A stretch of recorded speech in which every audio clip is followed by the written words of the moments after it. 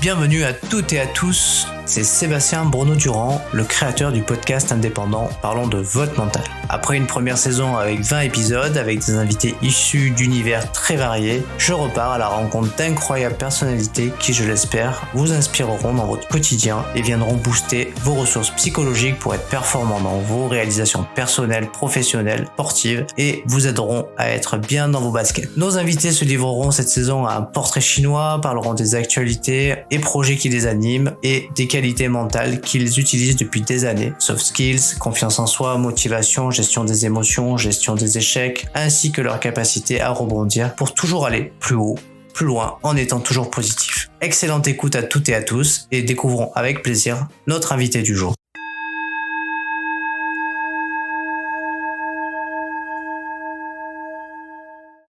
Bienvenue à toutes et à tous. Aujourd'hui, je suis heureux d'avoir la chance de rencontrer un grand parachutiste avec un palmarès impressionnant.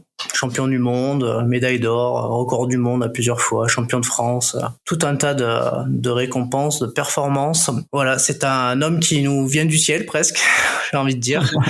Et du coup, je suis heureux d'accueillir Grégory Crozier sur le podcast. Bonjour Greg. Bonjour Sébastien. Salut Greg, comment ça va ? Ça va super bien. Merci de me consacrer un peu de temps. Là en plus c'est pas mal parce que tu tombes sur nous au moment où on est à Paris pour des petites campagnes médiatiques. On en a 2 ou 3 par an, donc on vient faire des vols VIP à Paris. On accueille en fait des gens qui sont des autres artistes. C'est des comédiens, c'est des musiciens, c'est des autres sportifs aussi. Et parce qu'ils sont malheureusement tout le temps à Paris, souvent les gens, donc c'est dur de les coincer ailleurs. Et donc on est là pour ça en ce moment. C'est génial. Donc du coup c'est chez eFly Paris, c'est ça, c'est bien voilà, ça. Exactement. Donc nous il y a 3 eFly en France sur lesquels on va régulièrement, Paris, Lyon et Marseille. Alors à Lyon et à Marseille, on a mis en place en plus récemment, c'est depuis juillet l'Ultimate 4D. Donc on a réalisé un saut au-dessus de Lyon et on a fait le même au-dessus de Marseille avec la GoPro 360 pour pouvoir permettre aux gens de mettre le système Oculus et de vivre vraiment un saut avec la réalité virtuelle, mais en étant quand même dans la soufflerie. Donc t'as les sensations et t'as le visuel. Enfin, tu vis vraiment un saut en parachute. C'est à s'y méprendre, c'est incroyable. C'est génial. Il va falloir que je vienne tester ça rapidement. Oui, volontiers. Tu veux. Donc du coup, en tout cas, je suis vraiment ravi de t'accueillir sur le podcast. Cette saison là, on a en tout cas, j'ai pour habitude de faire toujours un petit portrait chinois de mon invité. Et donc voilà. Donc si tu veux bien t'y prêter, on va se lancer. Allez. Alors, Greg, si t'étais une couleur, tu choisirais laquelle et pourquoi ?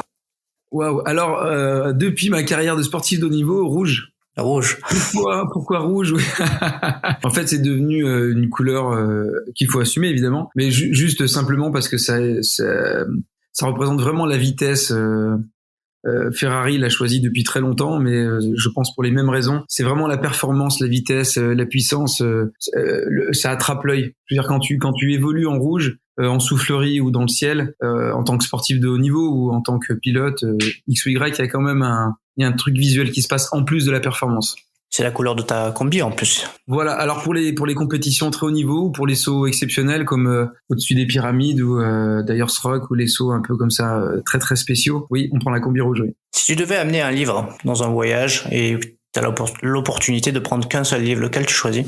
Waouh, elle est géniale celle-ci. Alors je pense qu'en fonction des jours, je pourrais répondre des choses différentes. Il y a beaucoup de gens qui m'inspirent, mais ça serait comme Mike Horn, mais ça serait venir avec des livres qui sont déjà des choses qu'on fait indirectement à un autre niveau. Non, je prendrais peut-être Le Papillon des étoiles de Werber, parce que dans ce concept de là qui est très séduisant pour toutes les générations, les nôtres et même les 2 qui ont précédé et puis les 2 à venir, il y a vraiment ce message fort de vouloir peut-être trouver une autre solution que la Terre, même si je pense que c'est pas vraiment réalisable, mais il faut de toute façon avoir l'espoir de partir dans cette direction, ça c'est sûr. Et donc dans cette histoire, ils cherchent un moyen de créer un vaisseau suffisamment grand et pour trouver une autre planète, une exoplanète. Et la fin, alors je vais pas la spoiler, elle est trop belle, mais à la fin du coup, il y a une espèce de boucle qui se fait qui est très intéressante. Donc ouais, pour plein de raisons et pour plein de messages qui sont portés dedans, ce serait Le Papillon des étoiles.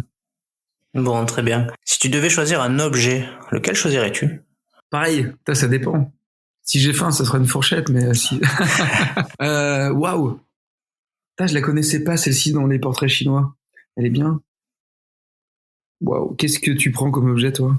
Qu'est-ce que je prendrais comme objet? Je pense que je prendrais mon micro. Un micro, et ouais, un truc qui parle. J'avais envie de dire parachute aussi, mais ah là là, putain, ça dépend des situations. Un truc vraiment important.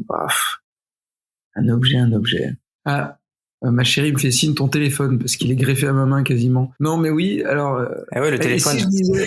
Ah oui, ça serait. Ouais, mais en même temps, ouais, ça va pas te servir tout le temps. Alors si c'était, ça pourrait être un couteau parce que comme ça tu peux t'en servir dans plein de situations. Et sinon, je dirais peut-être une médaille parce que justement c'est complètement inutile, mais c'est la réalisation matérielle qui prouve qu'on a réussi à accomplir quelque chose et qui motive à répéter ça ou qui rassure dans le sens qu'on a déjà accompli beaucoup de choses et qu'on peut peut-être continuer à le faire, je sais pas. Ouais, c'est vrai, une médaille, c'est pas mal. C'est inutile, mais c'est porteur aussi de plein de messages. C'est vrai, je dirais que c'est pas inutile parce que finalement, comme tu le dis là, c'est un ancrage positif qui te renvoie à des sensations de quelque chose que tu as accompli. Donc c'est exactement un ancrage. Ouais, non, allez, je vais dire ça, tiens, une médaille d'honneur. Si tu devais choisir une innovation, waouh, il y en a beaucoup qui sont extraordinaires. Innovation. Alors, moi, je vais dire pareil, c'est symbolique, mais peut-être le satellite, ça commence à être un peu vieux, mais le fait d'avoir installé finalement cette espèce de miroir dans le ciel qui tourne autour de nous, ou cette antenne dans le ciel en fonction des besoins qu'on en a, ça nous permet de... Là, tu es où toi en ce moment? T'es dans quelle ville? Je suis dans les Yvelines. T'es dans les Yvelines? Ouais, on n'est pas très loin. Mais bon, t'aurais été à Lyon ou à Marseille, moi à Paris, ça changeait rien à la conversation. Si t'avais été à Los Angeles ou à Tokyo, ça aurait été quasiment pareil. Donc en fait, c'est beau quand même, je trouve, comme... si les hommes ont accompli tant de choses depuis tout ce temps, depuis on va dire ces 50 dernières années pour parler de la civilisation qui nous intéresse à nous, je pense que le satellite, il est pour énormément. S'il fallait à chaque fois se renvoyer une lettre postale pour dire tiens, je viens d'inventer un truc de fou, ça prendrait tellement de temps. C'est clair. Je pensais que t'allais parler de la soufflerie, moi, tu vois.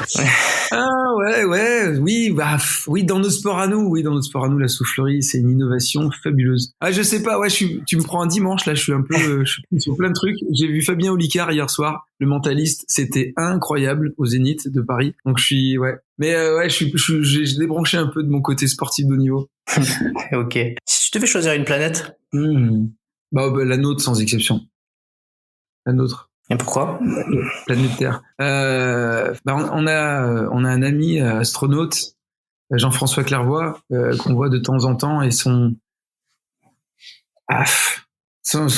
observations de la Terre. Alors évidemment parce qu'elle a la même quelque chose de très similaire, mais l'observation de la Terre de l'espace fait vraiment remarquer sa fragilité et son côté unique. Et en plus, depuis peu de temps, on a vu la simulation pas la simulation, la mise en scène du déplacement du système solaire dans l'univers. J'avais jamais pensé à ça. Je crois que c'est vidéo hélicoïdale, quelque chose comme ça, du système solaire. J'avais jamais pensé à ça que depuis le Big Bang, tu sais, en fait, le Soleil il file dans l'univers comme une balle. Et toutes les planètes du système solaire tournent autour de ce soleil-là, mais en fait, on est tous en train de foncer comme des malades. Donc en fait, c'est ça qui rend, en fait, quand on a conscience, difficile d'aller quelque part ou que quelqu'un d'autre vienne nous voir. C'est parce qu'en fait, faut déjà trouver une ligne de vol qui soit correspondante à notre trajectoire à nous dans l'univers. C'est un peu fou, quoi. Donc du coup, ouais, la planète Terre, tellement unique, mais à une proportion même au-delà je pense que même le terme unique, il suffit pas à dire à quel point c'est exceptionnel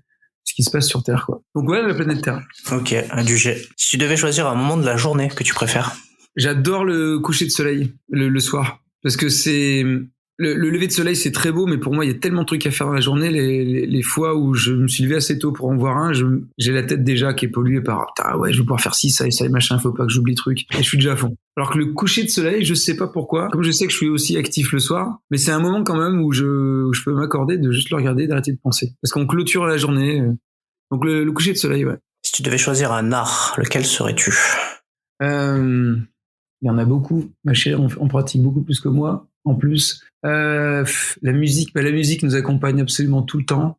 Nous, ce qu'on fait aussi, c'est la musique. De répéter une synchro au sol pour maîtriser à la seconde presque, qu'on va réaliser sur le jugement de 45 secondes de ce qu'on a en l'air. C'est une musique absolue. Après, il y a l'art martial aussi, parce que quel qu'il soit, puisqu'ils sont tous très, très proches au final, c'est un truc que idéalement, les gens ont de 10 à 20 ans. D'ailleurs, j'espère pour eux que tout le monde a pu pratiquer un peu d'un art martial pré-ado et adolescence, parce que ça forme énormément, pas que le corps, mais l'esprit aussi. En fait, ça fait une jonction, ça fait un lien entre son corps et son esprit, beaucoup plus fort que la musique, c'est l'expression par les doigts des fois de ce qui se passe dans le cerveau, mais vraiment l'art martial il est très important, je trouve, au début d'une vie. C'est difficile, hein, t'as vu, j'ai envie de dire trop de choses à chaque fois.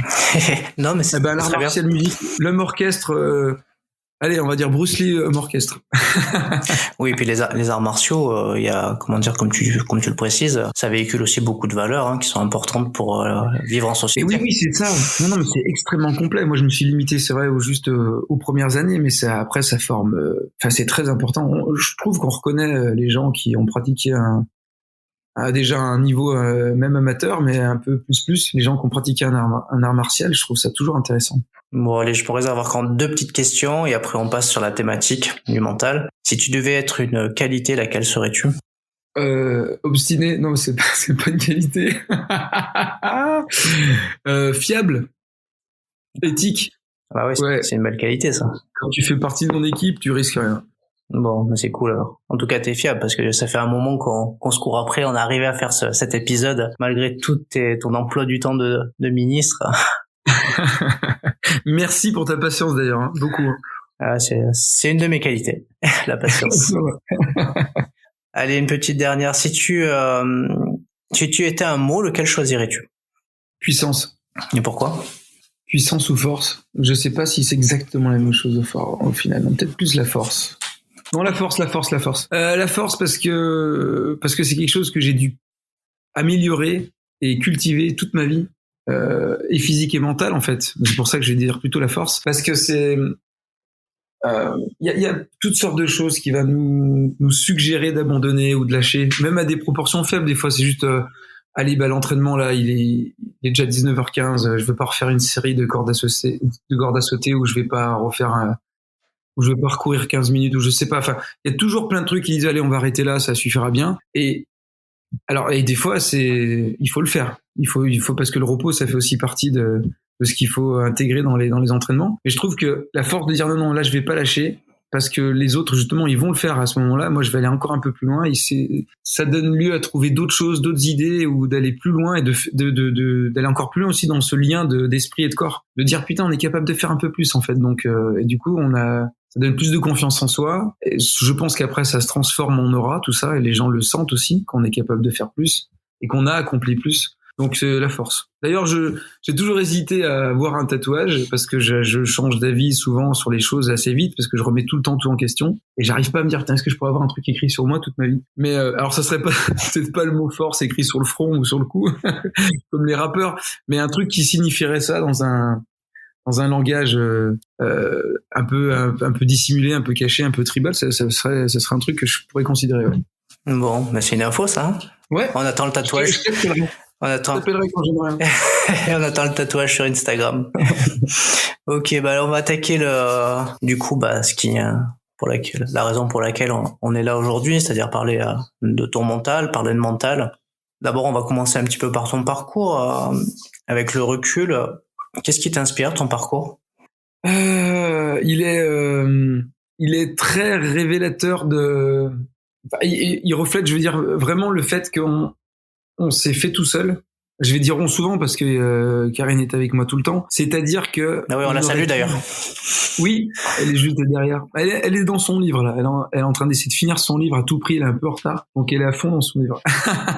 Bon, en tout cas, on essaiera de l'avoir sur un prochain épisode si elle le veut. Oui, volontiers. Je pense que ça sera février-mars, parce que ça devait être décembre, mais là il reste trop de choses pour que ce soit fait d'une façon qualitative, donc on va décaler à février-mars. Mais ouais, volontiers. Merci pour l'invitation. Oui, non, mais notre parcours, pour moi, il est très révélateur du fait qu'on s'est fait tout seul et qu'on a été obligé de se former tout seul, mais à tous les niveaux, hein.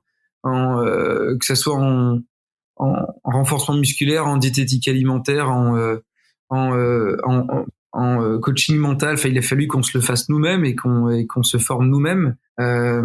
Et c'est pour ça qu'on a commis pas mal d'erreurs et connu beaucoup de retard dans notre carrière. Au final, on a mis 10 ans à gagner un titre. Ça veut pas dire que n'importe qui peut gagner un titre, pas du tout. mais les gens qu'on a rencontrés, qui ont été beaucoup mieux accompagnés de façon beaucoup plus pro, sont arrivés en partant du même point que nous, quasiment à faire ça en 3 ans ou en 5 ans. Alors, ça dépend bien sûr du background qu'il y avait derrière, mais ce que je veux dire, c'est que vraiment, on a réussi quand même à obtenir, on a gagné une Coupe du Monde et on a gagné un championnat du monde, mais sur 32 compétitions qu'on a eu la chance de faire en ciel, on aurait pu faire mieux que ça. On a eu beaucoup de médailles d'argent et de médailles de bronze qui étaient pas dues à notre niveau dans la compétition, qui ont été dues à des erreurs, de graves erreurs commises, qui à la base étaient petites et qui auraient pu être complètement évitées.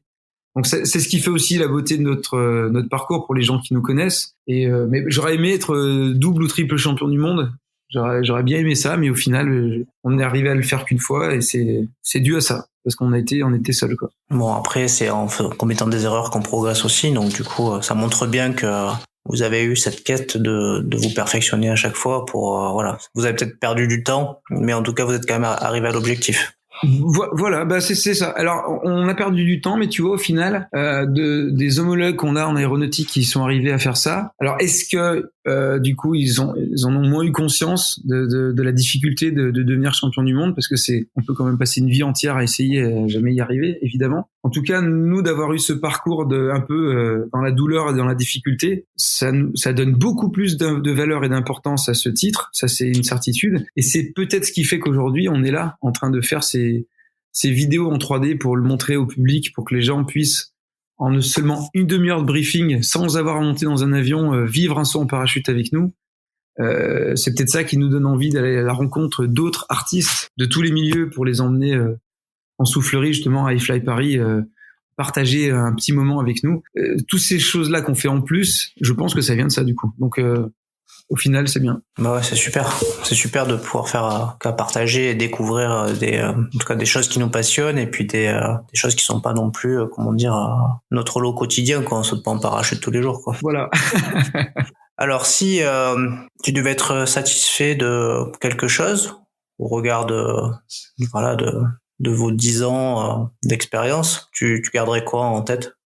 Alors vraiment cette compétition en Australie, parce que pour absolument toutes les raisons, mais absolument toutes les raisons.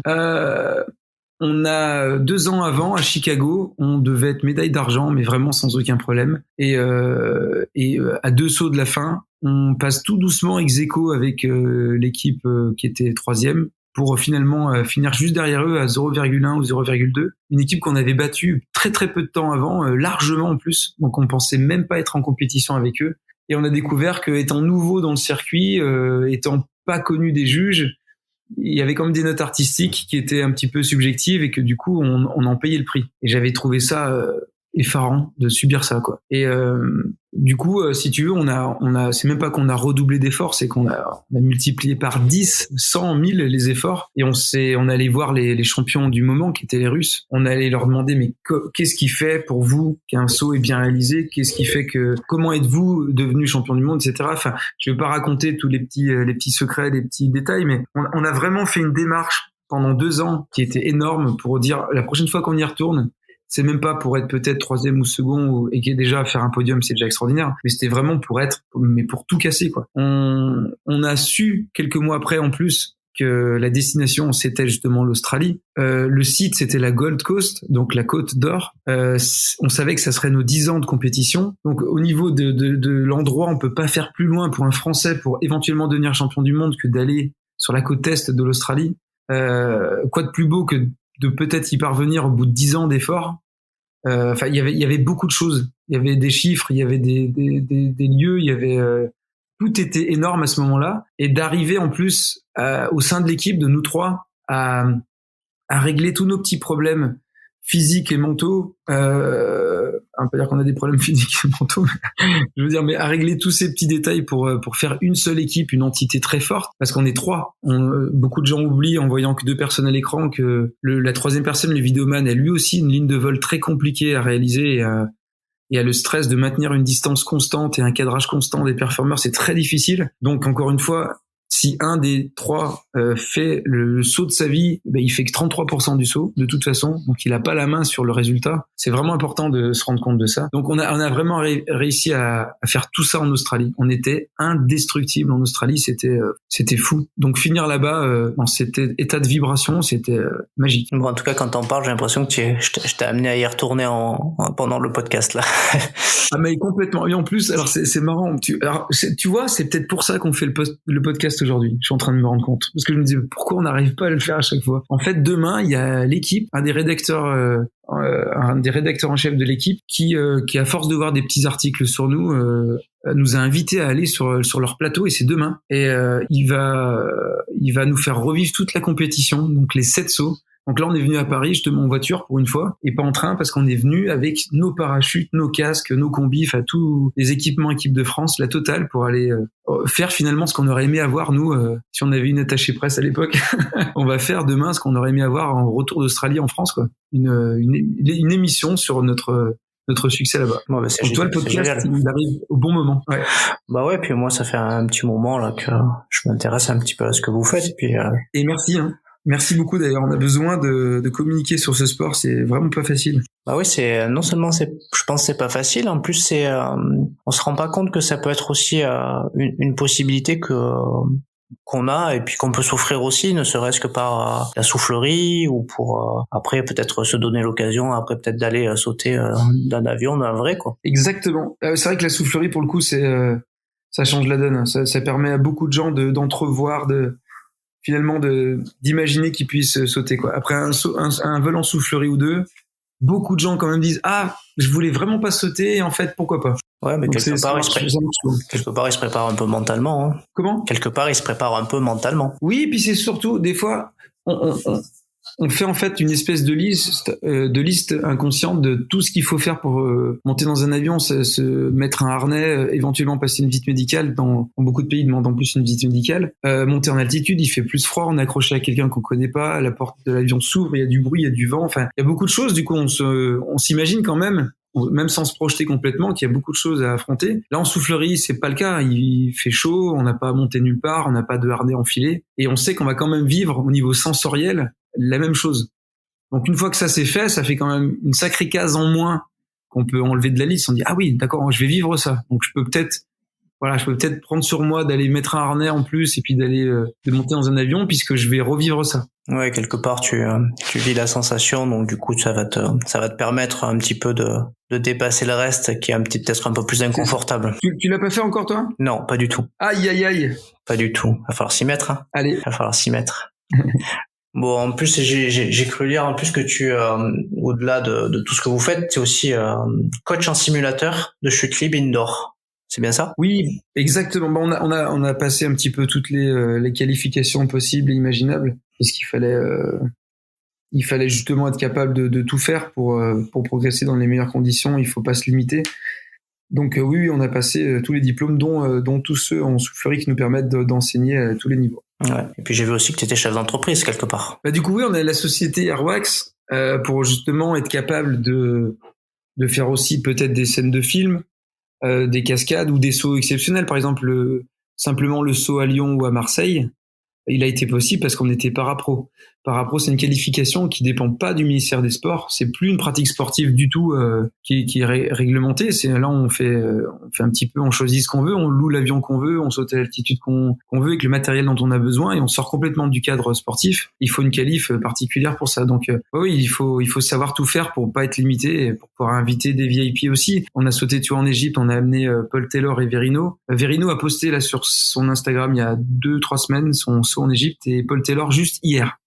Depuis hier sur YouTube, Paul Taylor a enfin posté sa version de ce saut. Toi, tous ces sauts-là, c'est possible grâce à toutes nos qualifications. Ouais, et puis c'est génial. Et puis du coup, finalement, encore plus riche pour le podcast, parce que souvent, moi, je vais à la rencontre d'athlètes, mais aussi de chefs d'entreprise. Donc du coup, quelque part, tu vas venir un petit peu compiler un petit peu toute cette expertise, toutes ces difficultés que tu peux rencontrer à travers différents champs professionnels. Oui, mais ça reste pas facile. Nous, on garde quand même une fibre plus plus sportif de haut niveau que dirigeant d'entreprise. Alors, on est content d'avoir aussi cette casquette-là parce que c'est nécessaire quand on veut justement payer des prestations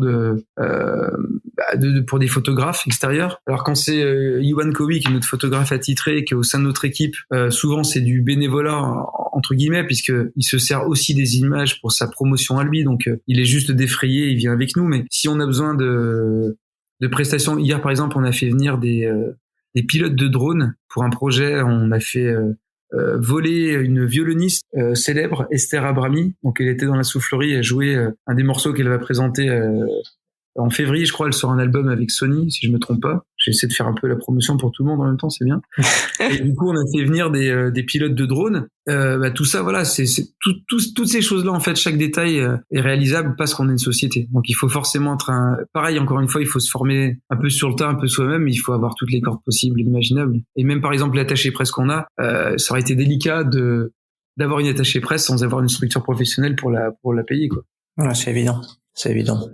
Alors, je vais te poser la question que je pose la plupart du temps. Si je te dis rendre possible l'impossible, est-ce que ça te parle? C'est mon quotidien.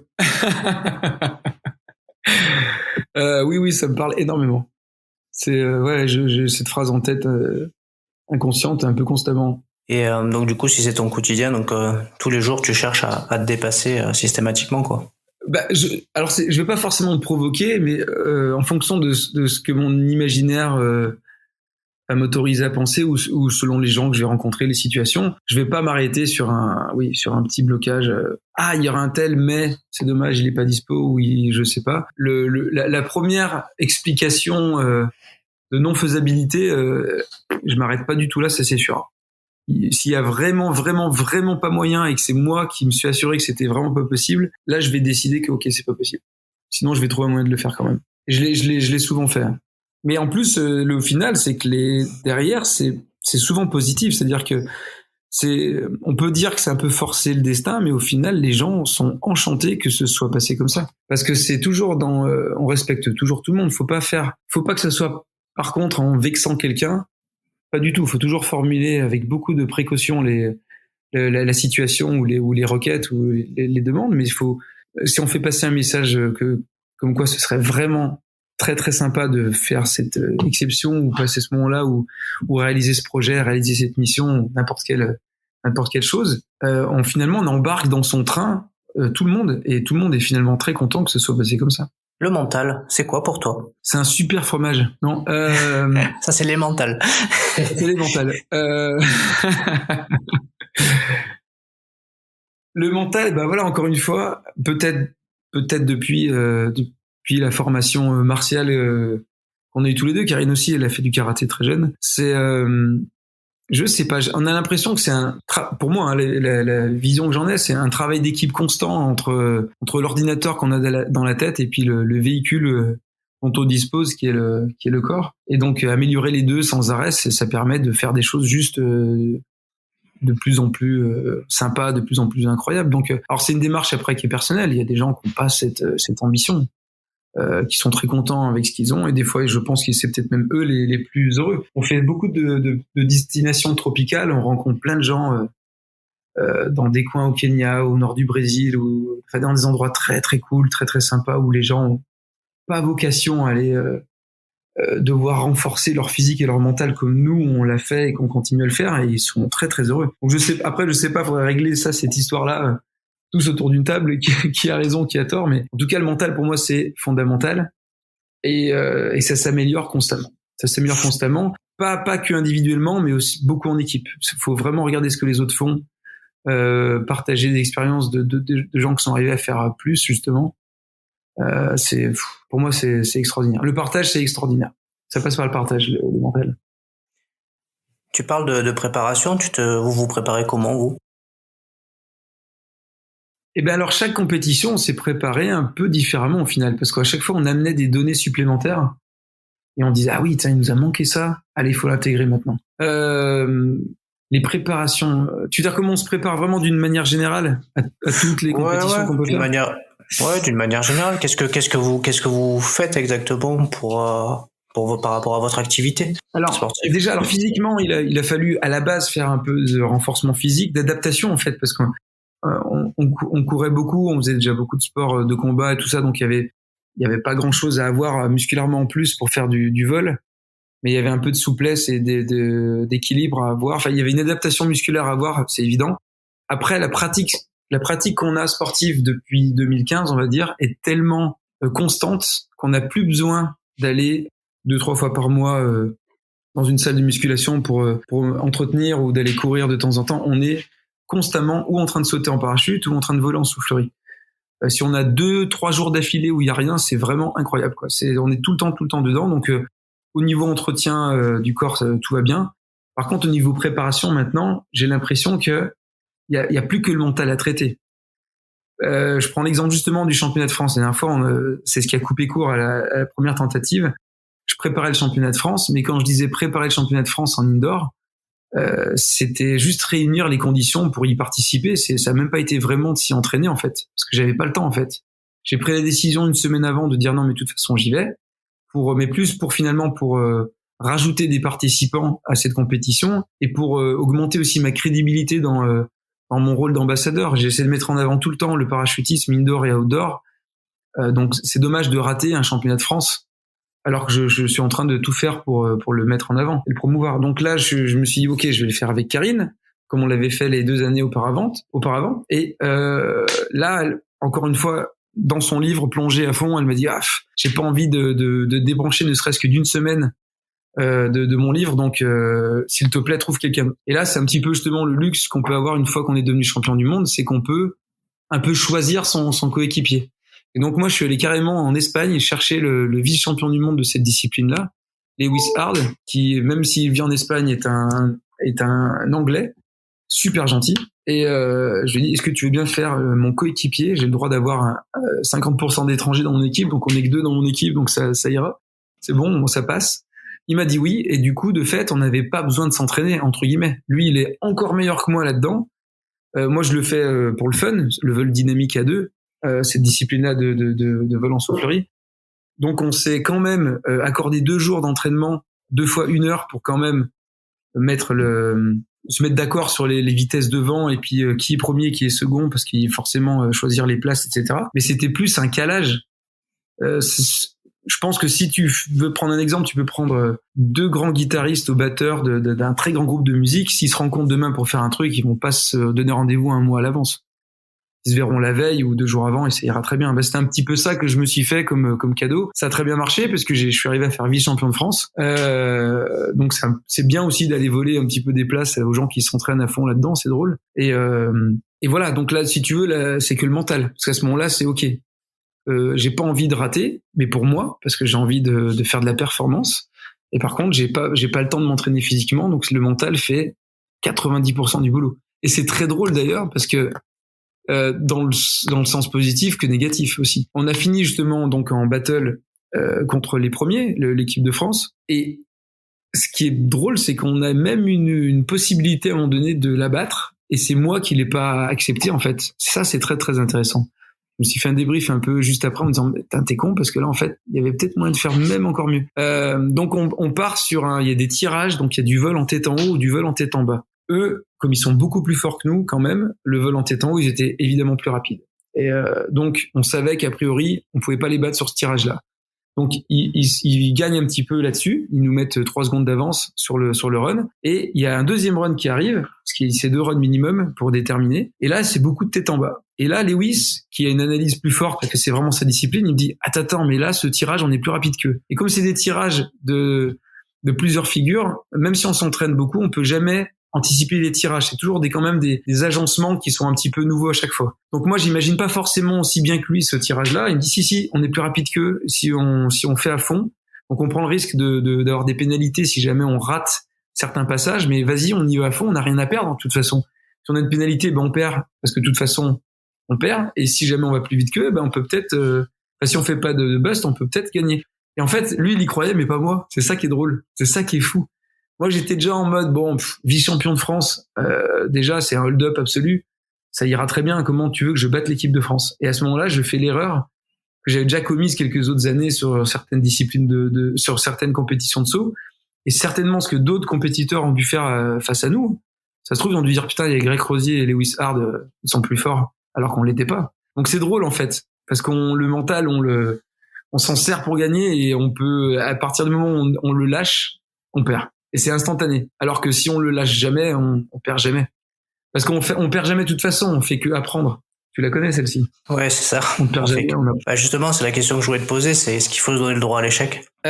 Oui, définitivement, parce que j'espère que d'ailleurs ça rassurera certains jeunes compétiteurs, parce que les anciens ont compris ça depuis longtemps. Si on s'autorise pas à l'échec, on grandit pas aussi bien et aussi fort, on va pas s'épanouir aussi fort que si on connaît l'échec. D'ailleurs, encore une fois, je fais le raccord au début de la conversation. Les gens qui ont eu la chance, grâce à des dispositifs ou des accompagnements, de tout avoir au début, d'être dans des conditions qui les ont amenés à avoir que de l'or tout de suite, ils vont moins loin quand même. Ils ont eu plus d'or ou ils l'ont eu plus jeune, mais au bout du compte, ils font, avec du recul, j'ai l'impression qu'ils font quand même moins de choses. Souvent même, ils changent de vie, ils se désintéressent du truc, ils sont moins porteurs finalement de leur propre discipline, de leurs propres exploits. Ils sont moins porteurs ils véhiculent moins de valeur que ceux qui ont vécu plus d'échecs et qui ont eu plus de mal. Ils ont peut-être eu le Graal trop vite. Peut-être. Je juge pas, j'en sais rien, mais c'est ce que j'observe en tout cas. Ouais, après j'ai envie de dire que chaque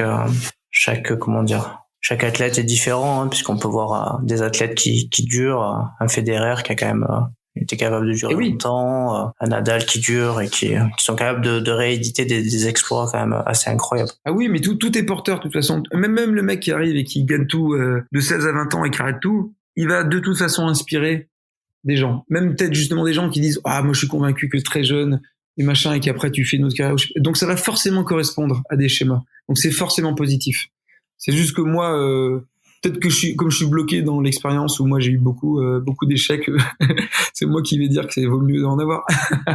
Et du coup, par rapport aux échecs que tu as pu vivre, subir, comment t'as fait pour du coup toujours rebondir, te remotiver derrière pour pouvoir aller de l'avant? Pareil, on va faire un raccord avec le début du podcast. Tu vois, c'était peut-être avoir une médaille si on devait avoir un objet. Pour moi, en tout cas, c'est se raccrocher à ce qu'on a déjà accompli. Parce que le monde s'écroule hein, quand on perd aussi bêtement une place ou un titre ou une entrée quelque part. Le monde s'écroule et on a beau dire, il y a des gens qui arrivent à surmonter ça au bout de 2 jours, c'est terminé. Il y en a qui, comme moi, pendant des années, ça reste. Mais quoi qu'il arrive, en tout cas, selon moi, ce qui aide à passer, c'est se raccrocher au succès accompli quand même. Dire, quand même, dans ma vie professionnelle, j'ai quand même accompli ça, ou dans ma vie étudiante, ou dans ma vie personnelle. Se raccrocher, j'ai quand même mon enfant, ou j'ai quand même ce poste-là de directeur de je sais pas quoi, ou j'ai quand même réussi mon bac avec mention de je ne sais quelle discipline. En fait, je veux dire, il y a forcément un truc qu'on a accompli ou qu'on a la chance d'avoir, ou même juste des amis très très proches qui sont extraordinaires. Il y a un truc qui sur lesquels on va pouvoir se raccrocher. Heureusement d'ailleurs. Ah ouais, comme tu dis, heureusement. Est-ce que tu as une technique particulière pour te motiver au quotidien? Ah, tu vois, je pensais avoir tu as entendu le bip, je suis désolé. C'est pas grave, ça fait partie du jeu. Yohan Kowi qui m'envoie un oui transfert. Merci Yohan. Alors, un truc au quotidien pour me booster. Alors, j'ai plein de projets, court terme, moyen terme, long terme, j'en ai vraiment plein. Et ils sont omniprésents tout le temps. Mon cerveau tourne à 2000 à l'heure tout le temps. C'est ça qui me motive beaucoup parce que pour moi, tu vois, la communauté parachutiste, pour moi, elle est incroyable. Vraiment. Je ne connais pas assez les autres communautés pour en parler. Le ski de compétition ou la moto, je connais pas assez les autres disciplines à ce point-là pour pouvoir en juger. Mais la communauté parachutiste, elle est incroyable. J'ai l'impression que le fait de sauter d'un avion, ça te rend forcément très proche de quelqu'un d'autre qui l'a fait aussi. Alors, je parle pas forcément de faire juste un tandem, mais je parle quand même d'avoir fait au moins 10 sauts, tu vois, d'avoir vraiment fait une démarche de ok, j'ai fait un stage parachutiste entier. Et si un jour tu te pointes, mais vraiment, hein, tu vas ton premier jour de vacances en Guadeloupe ou tu vas en Floride, en Australie, n'importe où, premier jour de tes vacances dans le centre de parachutisme et tu dis tiens, je suis parachutiste, je viens faire 2-3 sauts. et je suis là en vacances pour 2 semaines, et ben tu vas tout de suite avoir tous les contacts possibles et imaginables. Ah, tiens, va dans tel resto, dans tel hôtel, t'as besoin d'une voiture, prends la mienne, tu sais pas où dormir, tu viens chez moi, machin. C'est incroyable. C'est magique. Donc cette communauté parachutiste, elle est magnifique, moi je l'adore, elle est super forte, super belle. Et de savoir qu'à court, moyen, long terme, on a toutes ces destinations, on va aller retourner voir tous ces gens-là, c'est magique. Moi, c'est un moteur constant. Tu vois, on repart au Brésil juste après Noël, et là, clairement, la communauté brésilienne, elle est hallucinante. C'est des passionnés de para, c'est hallucinant. Et du coup, ils sont hyper contents en avance de nous voir. Nous, on sait qu'une fois qu'on va arriver là-bas, l'énergie va être fabuleuse. Toi, pendant que je te parle, je suis en train d'ouvrir mes statistiques Instagram pour te dire. Alors, pays. Voilà, j'ai 41,8% de mes followers qui sont du Brésil. Incroyable. C'est quand même, mais c'est hallucinant. Moi, je suis né en France. J'ai un survêtement d'équipe de France. C'est le pays que j'ai représenté.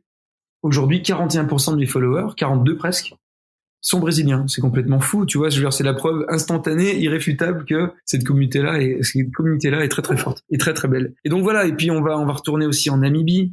C'est un club qui est hyper vieux. Ils ont commencé en 80 et quelques à sauter en Namibie. Ils sont hyper gentils. Ils vivent au fin fond de n'importe du désert. C'est trop drôle d'aller les rencontrer à chaque fois. Ils sont hyper contents qu'on vienne jusqu'à eux. Une fois par an, maintenant, on a un rendez-vous avec Skydive Egypt. On va sauter au-dessus des pyramides. Enfin, on a tout ça, quoi. Donc, comment tu veux te lever matin et puis pas être content quand tu sais que t'as ce calendrier-là qui arrive tout le temps, qui se déroule. Bah ouais, c'est clair. En plus, vous êtes toujours à droite, à gauche. Mais bon, c'est génial de pouvoir faire autant de choses, je trouve. Bah pour l'instant, voilà, on est très fatigué souvent, mais parce que en partageant ces choses-là avec des gens qui sont tellement contents qu'on vienne les voir, on peut difficilement s'arrêter. Il y a, je crois que c'est Jim Carrey qui disait, je sais plus exactement comment il le formule, mais c'est très beau, qui dit que il est forcément content de la vie qu'il a menée parce que ça a mené les gens qu'il a rencontrés partout dans le monde à donner le meilleur de ce qu'ils avaient eux en le rencontrant. Je trouve ça beau. C'est un petit peu ce qui se passe quand tu as la chance d'avoir un titre.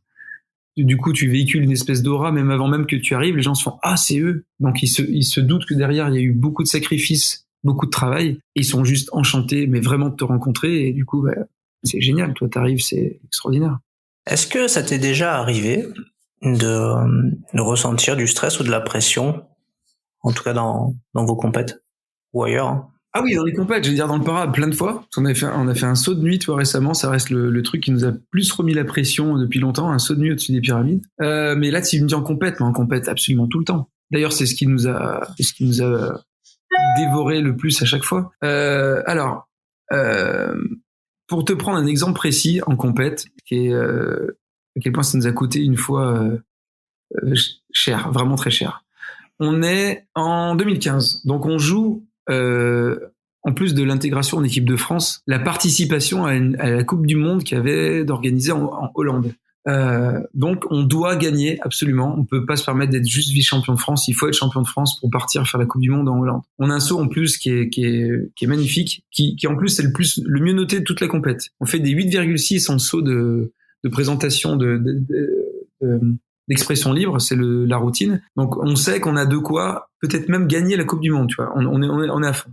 Et là, le saut 5, le saut d'imposé numéro 2, tellement de stress de dire allez, on est en train d'y arriver, mais on est tellement fou il y a trop de choses qui se passent dans nos têtes à ce moment-là en se disant on est en train de faire ce coup-là de peut-être arriver à battre l'équipe de France et à partir en Coupe du Monde à leur place, et peut-être que d'ailleurs on gagnera la Coupe du Monde. Enfin, il y a trop de choses qui se passent. Et du coup, ce saut d'imposé, en fait, on doit sortir en tête en haut avec Karine, donc il faut qu'on soit debout. Du coup, il faut qu'on s'incline énormément dès la sortie de l'avion parce que l'air est à l'horizontale au début du saut. Et en fait, moi, pour mieux faire, alors qu'il n'y a pas à mieux faire, il y a juste à faire dans les compètes. Il faut pas mettre plus ou moins d'énergie, il faut faire la même chose qu'en entraînement tout le temps. Et là, je ne sais pas pourquoi, je recule de 30 cm en plus pour prendre encore plus d'élan, tu vois, pour vraiment dire allez, on sort vraiment. Et du coup, je suis en retard par rapport à Karine. Elle est déjà dehors. Moi, je suis un peu en retard pour sortir. Et mon parachute tape la porte de l'avion et je pars en toupie. On explose le saut, quoi. Enfin, on le récupère, mais c'est trop tard à ce niveau-là. À ce niveau-là, c'est comme un départ de 100 mètres où le mec, il boite avant de faire ses 2 premiers mètres. C'est terminé. Donc, on perd tout. Là, en une seule seconde, on perd le titre de champion de France, la participation à la Coupe du Monde et peut-être un titre en Coupe du Monde.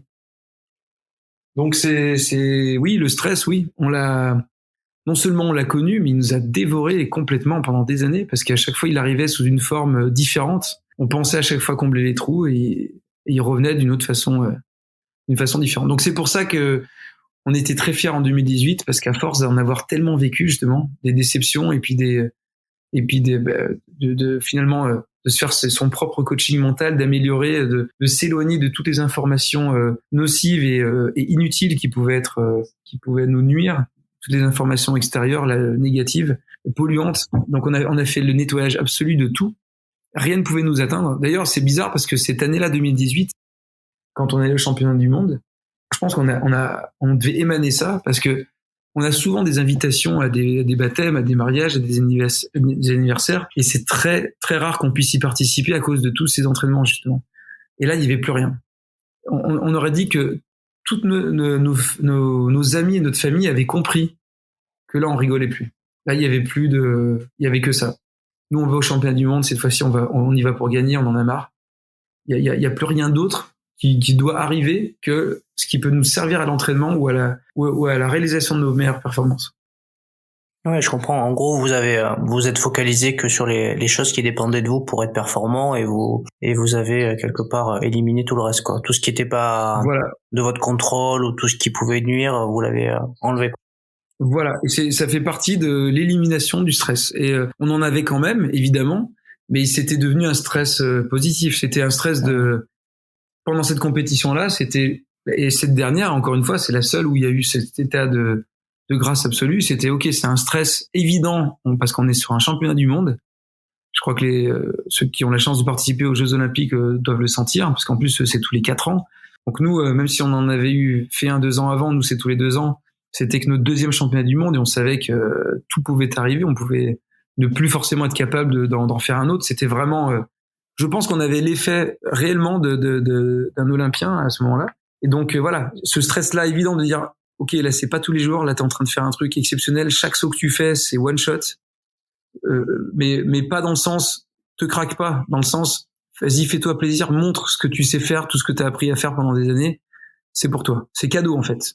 Et quand on arrive à être dans cet état d'esprit-là, c'est magnifique. Et c'est difficile. Les gens qui montent sur scène aussi, on est de plus en plus proches avec des comédiens et des stand-upistes, je sais pas comment on dit d'ailleurs, ceux qui font du stand-up. Et ben, je pense qu'ils ont la même chose. Je pense que quand ils montent sur scène, ils se disent pas, faut pas que je rate ma blague. Je pense qu'ils se disent juste, ok, j'ai travaillé à fond, maintenant c'est cadeau. Maintenant je fais de mon mieux et puis ça ira bien, quoi qu'il arrive. Et c'est facile à dire, hein, mais avant d'être dans cet état de vibration, il faut beaucoup d'années, et pour moi, encore une fois, avoir subi pas mal d'échecs quand même. Et ouais, non, c'est sûr. On arrive un petit peu du coup sur la fin de l'épisode. Si tu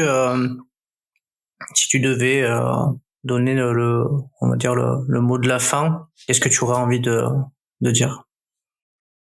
Eh bien, c'est peut-être pas très original, mais comme d'habitude, c'est ce qu'on fait avec Karine quand on a la chance, quelqu'un nous pose cette belle question pour clôturer, parce que c'est une très belle question. Évidemment, on se tourne vers les générations actuelles et à venir, pour essayer de leur dire, voilà, cette motivation-là qu'on peut avoir à vouloir réaliser du coup un rêve. Pour moi, je pense que c'est un rêve d'être un excellent musicien, un sportif de haut niveau, ou même un chef d'entreprise, n'importe quoi. Et évidemment, beaucoup de gens vont venir s'interposer dans la réalisation de ce rêve. Et en fait, c'est humain, et ils vous veulent même pas forcément du mal. Donc il y a les gens évidemment qui sont jaloux, mais ça, on fait vite le tri. À part quand on est très jeune, on fait vite le tri de voir, ok, là c'est des jaloux qui parlent, je réponds même pas, c'est pas grave. Mais en fait, là où je vais apporter mon message, c'est faites attention aussi à vos proches, parce que avec tout l'amour du monde, ils vont vouloir justement vous épargner des déceptions, et c'est eux qui vont vous toucher le plus. Ah mais arrête, c'est bon, t'es déjà champion de France une fois, alors que vous vouliez être champion du monde. Ah bah arrête, t'as déjà fait ce marathon-là, t'as pas besoin d'aller faire l'Ironman, ou je ne sais quel exemple. Ça sert à rien que j'aille chercher plus d'exemples que ça. Mais c'est ces gens-là qui vont être capables de vous impacter réellement en vous disant, c'est bon, tu t'es déjà blessé une fois, ou t'as déjà eu ça, maintenant concentre-toi sur autre chose, je sais pas quoi. C'est parce qu'en fait, ils veulent vous protéger. Et sauf que eux, c'est pas leur rêve à eux. Donc il faut être capable, avec tout l'amour du monde et la gentillesse, de pas les écouter en fait. Si vous, en tout cas, au fond de vous, vous avez envie de réaliser ça, si ça vous parle, si quand vous vous levez le matin, ça vous parle à vous, ce que vous avez envie d'accomplir, ça vous appartient à vous de pas écouter les autres en fait. Ou alors écouter les autres, aller chercher à rencontrer des gens qui sont dans cet univers-là, et c'est pas si difficile. Aujourd'hui, justement, grâce à Facebook et Instagram, c'est pas si dur aujourd'hui d'aller rencontrer et même discuter directement avec un autre homologue, une autre personne qui réalise la même chose que nous, et là, on a les vraies informations. Ah oui, moi aussi, j'ai eu du mal. Ah oui, moi aussi, c'était très long. Tiens, fais plutôt comme ci, fais plutôt comme ça. Donc voilà, mon message, c'est écoutez-vous et n'ayez peur de rien. N'ayez pas peur de réaliser vos rêves. Vous y arriverez. Et si jamais par hasard, vous pensez avoir vécu un truc qui vous avait fermé une porte, c'est faux. Les portes continuent à s'ouvrir tout le temps. Tout le temps, tout le temps. Restez connectés tout le temps, vous y arriverez. Bon, c'est un super message. Merci beaucoup, Greg, en tout cas pour ton temps. Et puis, du coup, je te dis plein de bonnes choses. Je te souhaite des bonnes fêtes. Je te souhaite le meilleur, en tout cas, pour tous tes projets. Merci et puis, écoute, je te dis à très vite. On va essayer de faire un rendez-vous avec un coach perso bientôt. Tu vas pouvoir me prendre en main. Allez, très bien. Et en tout cas, viens s'il te plaît dès que tu peux. Paris, Lyon, Marseille, on t'invite. Voilà, comme ça on pourra peut-être refaire du coup peut-être un petit podcast aussi. Tu pourras expliquer cette fois-ci toi. C'est moi qui poserai les questions, c'est toi qui expliqueras à quel point c'est incroyable de voler. Écoute, ça sera avec un grand plaisir. Merci beaucoup, Greg. Super. Merci pour ton invitation. C'était Grégory Crozier, parachutiste, coach en simulateur de chute libre indoor chez eFly et président de la société Airworks pour le podcast Parlons de votre mental. J'espère que cet épisode et notre invité vous aura inspiré. Si c'est le cas, n'hésitez pas à laisser 5 étoiles et un commentaire sur votre plateforme de diffusion. Pensez à vous abonner au podcast pour être informé des prochaines interviews. Merci pour votre écoute et votre soutien, et je vous donne rendez-vous à la semaine prochaine pour un prochain épisode avec une athlète de haut niveau.